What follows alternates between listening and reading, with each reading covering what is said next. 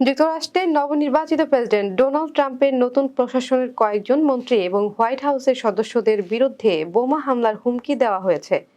FBI জানিয়েছে তারা বোমা হামলার হুমকি এবং ভুয়া ফোন কলের তথ্য পেয়েছে, যেগুলোর মাধ্যমে পুলিশকে বিভ্রান্ত করার চেষ্টা করা হয়েছিল বলে জানা গেছে।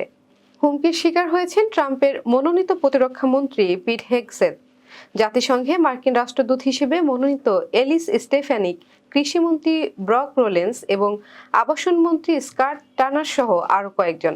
স্টেফেনি ওয়াশিংটন থেকে নিউ ইয়র্কে আসার সময় বাড়িতে বোমা হামলার হুমকি দেওয়া হয়েছে।